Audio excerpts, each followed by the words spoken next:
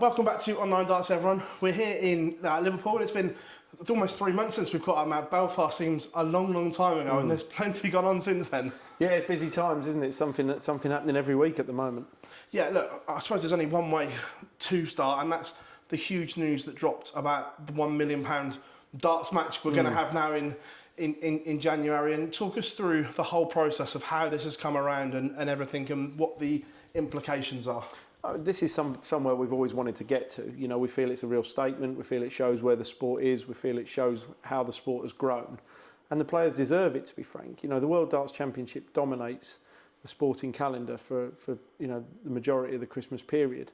It's compulsive viewing, whether you're someone who watches darts avidly week in, week out, or someone who just dips in once a year. So it's a massive tournament, and it's one that reflects the new position of the sport. So it was really important for us to get to that stage with that World Championship winning prize fund, but it's also really important for us to get to the other stages that we've got to with the other prize funds as well, because you know, the other tournaments have grown, and the guarantees that the players deserve have grown, and the money they deserve for reaching different stages as well. So you know, it has to be balanced and spread.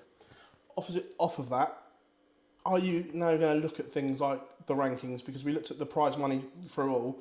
The World Championship now dwarfs everything even more than it already did. Are you looking to make changes, or is it just going to be no, as it is? We will review it. I'm not saying we'll change it, but we'll review it, because we always review everything.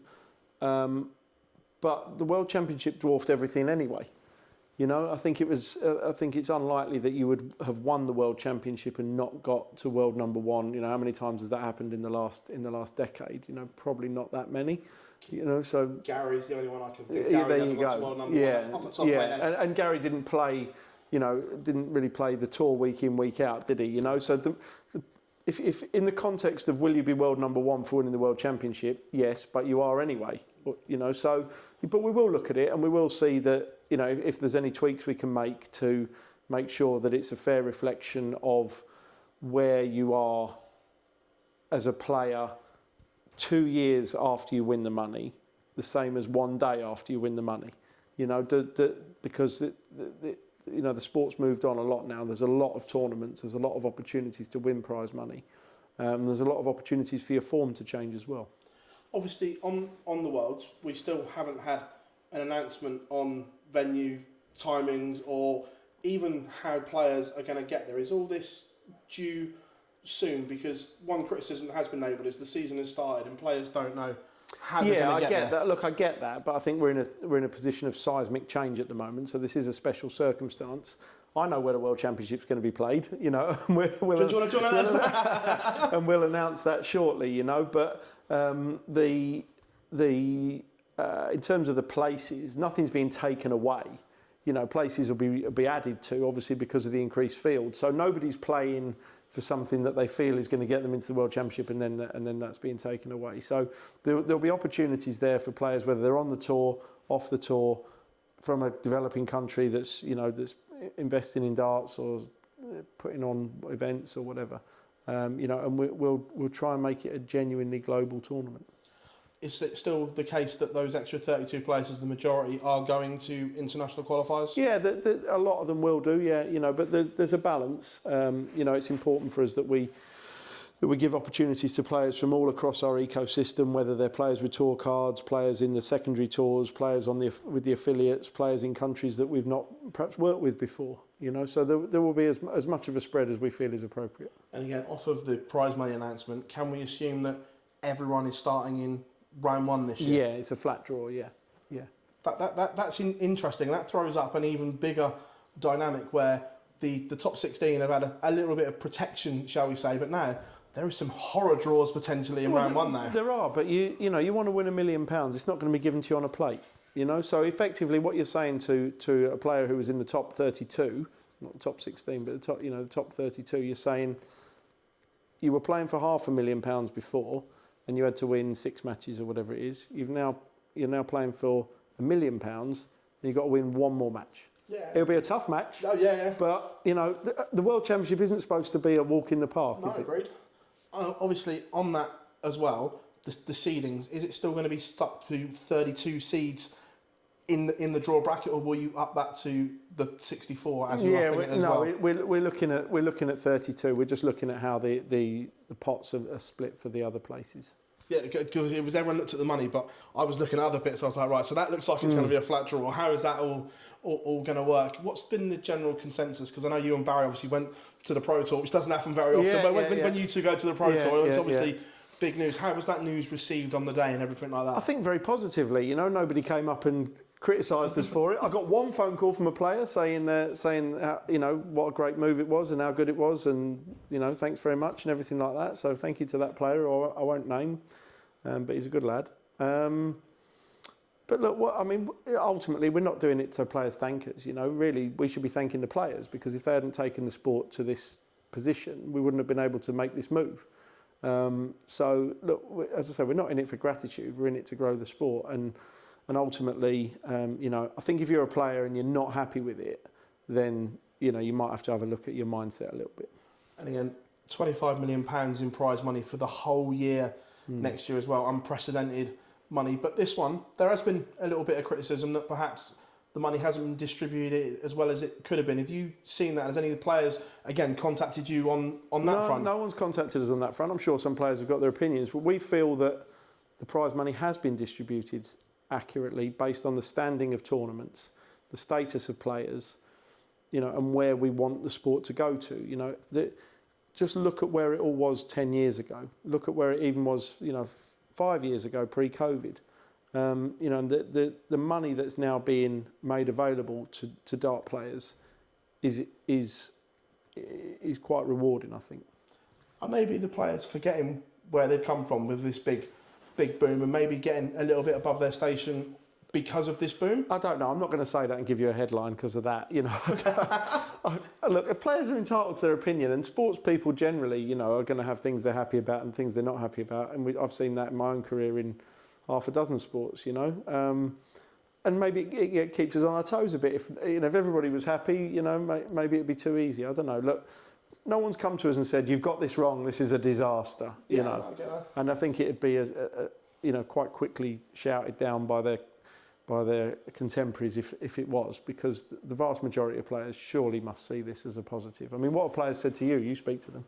Some of them, most of them are happy with it. Again, the old thing of nothing for Pro Tour losers has come up an awful lot. And I put an interview out with Barney this morning, and he was saying his exact words were, did it need to go from 1,000 to 1,250? That 250 could have been distributed, but he's not the only one as well to say that. I mean, but that attitude is basically saying to players to, I don't know. Look, it's just not fundamentally something that we agree with, and ultimately that is our position on first round loser money in Players' Championship events. That is why we provide so many tournaments for players, and why we reward players so well for progressing in those other tournaments. Look, if we did 10 events a year, I would get it. If I was a dart player and I sat there and I thought, blimey, if I'm unlucky or I hit a bit of bad form or whatever, and I lose 7 of my first round matches in 10 tournaments throughout the year, I can't make a living. But we're giving you 34 Players' Championship events. We're giving you 14 European Tour events. And we're giving you the World Championship, the Grand Slam, the World Series finals, the World Masters, 4 other tournaments where you have got dedicated qualifiers. Plus, you can go and play, depending on where you're from, in other stuff in your own circuit potentially. As I say, depending on where you're from. So you're getting 52 chances a year, which is 104 chances over the 2-year duration of your tour card. Don't go into that thinking, I'm going to lose first round, I can't make a living. Go into that thinking, right, I'm going to start off, I'm going to get to some last 32s, some last 16s, win my board. Yeah. I'm going to get through and see where I go. And then I'm, going to progress, get on to qualify for TV tournaments and, make my way up the rankings. If it doesn't work out, then you have to decide, do you go back to Q school or do you go and play in the plethora of tournaments that are now available for non-tour card holders, Challenge Tour and multiple others, and try and rebuild, There's plenty of opportunities out there for players. On the announcement as well, we've obviously looking at the Slam, I'm looking at this year and next year, we've kind of worked out what the changes are going to be for next year based off of the money. Are we going to see changes this year, or is it going to be... You've done what for next year? So the breakdown of the prize money indicates it's going to be 16 groups of 3. Right, I see, okay. For, obviously, we look at the prize money, so it's kind of been... Who's we? Who's this like magical committee you've got? Just out of interest. There's a few of us in this little WhatsApp chat where we go through press releases. So you can watch a football match or do something else if you like. But anyway, go on. So you got that, yeah. So by that, next year, the Grand Slam is going to go to 16 groups of 3 by the look of it. By the Are you prize. asking me or telling me? I'm asking you. Okay, by that prize money, I'm guessing that's what it's going to go to. Okay. Are we going to see changes this year, or is it going to be the same format this year? We're not going to see changes this year. We had looked at making changes this year. We decided that, referring back to what you mentioned earlier, it wouldn't be right to bring that in midway through the qualification phase for a tournament that is essentially going to be staying the same for the sake of one more year. Yeah. Before we can make this the change to go up to 48 players. It wasn't something that we deemed important enough to shoehorn in a messy way. So we'll leave it as it is for 2025. Again, off of this, Premier League staying the same next year as well. We haven't looked at that in detail yet. We've had, it's one step at a time. The one thing at a time. The Premier League, this format is. I feel that this format is now really working. I think people are moaning about it being repetitive, but I think ultimately it's the best players in the world playing each other every week. They're playing to sell out crowds. The TV viewing figures, not just in the UK but across the world, are ridiculous compared to where they were 5 years ago. They're so good. The demand from sponsors is high. Demand from venues is high. This tournament's in a really, really good place. Players are desperate to be in Premier League darts. I feel that we're not in a position where it's, it needs to be reinvented at the moment. Yeah, no, I didn't think it was. You touched on TV numbers there. Yeah. How do this year's TV numbers stack up to last year's? Are they on this upward curve still? Yeah, we are. Look, last year's really, really stepped up hugely, and this year's have grown incrementally. I think the really reassuring thing for us is that we're on week 12 tonight, and we've not seen a tail off. In previous years, not last year, but in previous years before that, you'd have some early nights that were really strong, and then there'd be a gradual tail off, a little bit like with a drama series on TV where everybody watches the first episode and then you lose X% as you go through towards the season finale, and it might pick up a little bit again then.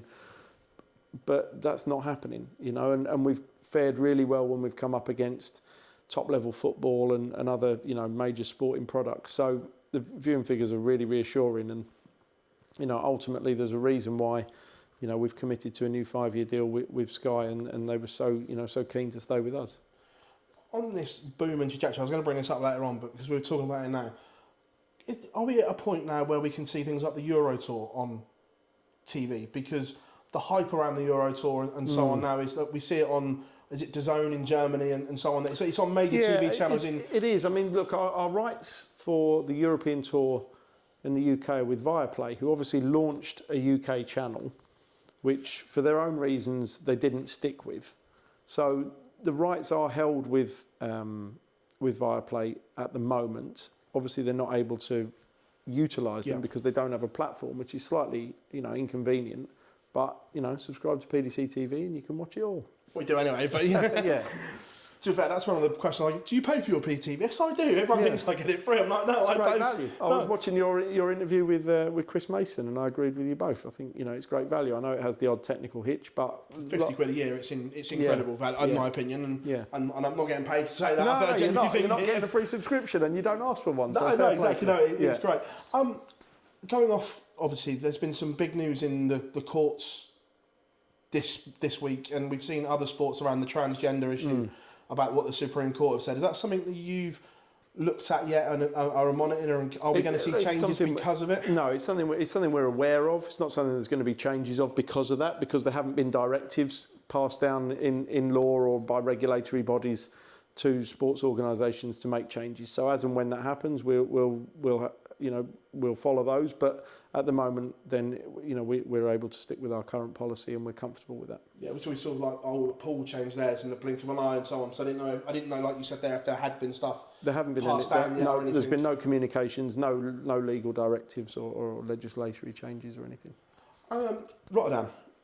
we did a nice piece of media with Michael beforehand, and he spoke about, obviously, we know he was very unhappy with and said that you guys tried to implement stuff, but it seemed like it didn't. It didn't I spoke work. to Michael after his game, and Michael's very professional, and he always gives you a very honest opinion. And he said it was better. He said for a number of legs there was no wind, and then he felt some. It's really awkward. It's just so unfathomable why it just happens in Rotterdam and nowhere else. You know, we draped the middle concourses this year, which probably didn't come across on TV, but Rotterdam's the only venue we play which has got an open concourse on the middle section between the lower tiers and the upper tiers. When I say open, I mean you can walk around it. It's obviously not outside. So we put a lot of draping up to stop any sort of wind tunnel being formed down there. And I think it did have some impact. I will say that I think players need to go into that night with an open mind and not write themselves off before the night started, not decide that they've lost before they've started. You know, I mean, some players made changes. Luke Littler played with heavier darts. You know, I think Stephen Bunting made some alterations as well. You know, and also the night doesn't come up by surprise. You know, it's in the calendar a long time out, so there's time to prepare. That said, we obviously don't want to create an environment that isn't ideal for players to play their best game. You know, so we will continue to work with the venue, and I'm determined that we'll get it right there. You know, and the venue have got a very positive approach towards it as well, and we'll keep working hard to eliminate any conditional changes that happen there. So there's no thought about moving the Ahoy or anything like that? No, we will stick. We'll be at the Ahoy next year. Yeah. It was just interesting because Michael, again, he said some really good things that they were going to try this and going to try that. So, but obviously then we saw all the players. The challenge is that obviously because we go into the Ahoy for 36 hours once a year, we don't have the opportunity to kind of turn up there in November, put our stage up, create the environment. You know, it's difficult. And also the venue, and every venue in fact, the atmospheric conditions are very different when the venue is empty to when it is full. You know, 10,000 people moving around, sitting up and down, singing, chanting, walking, whatever they're doing, creates this air displacement and air movement. You know, and for whatever reason, it's way above my scientific knowledge, but we have actually got a very detailed report, which you're welcome to read. If you understand it, you're a cleverer man than I am. Well, I've got no chance then. It's about, you know, why air movement is like it is. It's just unfortunate that, you know, that it always seems to be at Rotterdam. Yeah, it's interesting. When you made changes to the Euro Tour and so on, it was to hopefully give players more flexibility to miss and skip tournaments. Now, we've seen a lot of players moan they're tired and so on. Are the elite not grasping this calendar management No, I think they are. side of it? I think they are. I mean, look at the lineup in Graz this weekend. You know, there's only three Premier League players there. You know, I think players are perfectly entitled to play as they see fit. You know, and it might be that they'd rather get a few Euro Tours in under their belt earlier in the year, make sure they're qualified for Dortmund, make sure they've got enough money to give their rankings a top up throughout the year, and then later on, you know, sit some out then. You know, I think, you know, and I guess he missed last week. You know, I think Stephen did as well, wasn't in Munich. So they are picking and choosing. Obviously, Michael and Nathan have both had injuries. So yeah, no, I think they are. Yeah, it's just interesting because obviously, I there was one that I can't remember where the Premier League was, but then it was like Euro Tour and then Pro Tour. It was like, and they all turned up, and I'm like, why are you going there? It's like, you don't need to go there. No, don't need to. I mean, don't need to go anywhere. But you know, don't forget they actually do like playing darts. You know? They do want to play. Do you know someone when you guess like that? You might not know it, but they do want to play. Obviously, we've touched on players on social media and so on. There's been some criticism that players are jumping on social media quite a lot. And look, I know Luke's young and uses social media really well, but his comments at the weekend after his defeat, although he's frustrated, is that something that he needs to learn? Because obviously the fans that expect or want to see him in Germany, when he says, I'm not going back there until Dortmund it doesn't need me to say that, you know, going on, whoever you are, going on social media a few minutes after a defeat to express your thoughts in any profession in the world or sport in the world is not always necessarily going to be the wisest move. I get that people want to vent their spleen and want to express their feelings. you have to remember you're a brand. You have to remember people look up to you, people follow you, people want to be like you. So you are a role model. And I'm not going to single anybody out because quite a few players have done it. 100%, yeah. But it just shows how much they care and how much they want to win. And I think most of them are savvy enough to understand if they've done something that perhaps wasn't as well advised as it could be, and then don't make the same decision in the future. Obviously, Michael's announced that he's not going to the World Cup. When we talk going back to the players skipping, was skipping TV tournaments in the thing, or was that kind of because missing a major to go on holiday doesn't? Yeah, look, Michael's been on and off with the World Cup, hasn't he, over the years. It's not a ranking tournament. I don't really, I don't get too detailed with him about the reasons why he doesn't want to play. He makes his decision quite early. They have to manage their schedule. The good thing with our tournaments is that they are strong enough to survive the absence of players. Players have missed tournaments before and they'll miss tournaments again, and the fans will turn up and enjoy the tournament, watch it on TV and enjoy the tournament in the same way that they will do with another event in another sport which doesn't have their favourite player from that sport in it as well.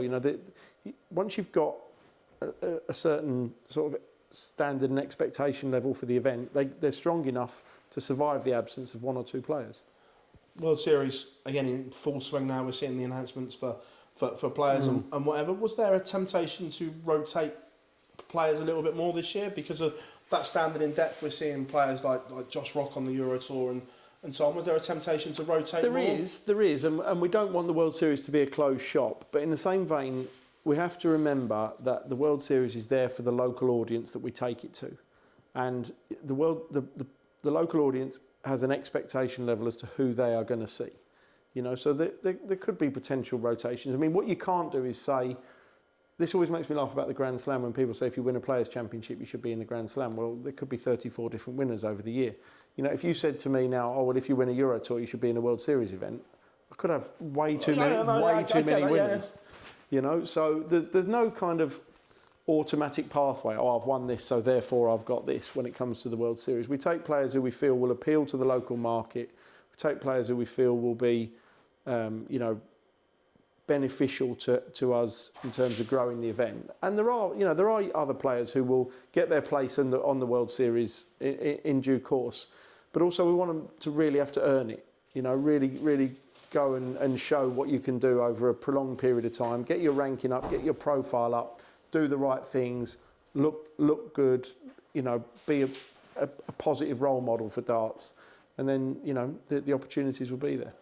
Touching on what you said there, the profile element of the player, and I look at other sports and this is happening more and more as well. Is this becoming more and more important to the PDC as a brand and the player as a brand, that these players go out and make their own profile in the world? 100%. You have to understand, if you're an elite level dart player now, you are a brand. That's your shirt, your logo, your nickname, your walk-on, your on-stage persona, the trophies in your cabinet. All these things reflect you as a brand in the same way they do for the football team you support. So if you don't look as well as you can, if you don't act as well as you can, if you don't conduct yourself in the most appropriate manner, then you're letting yourself down. The sport will survive. The sport will survive you letting yourself down, but will you survive you letting yourself down? Players need to be conscious of that. They have to think of themselves as being public icons.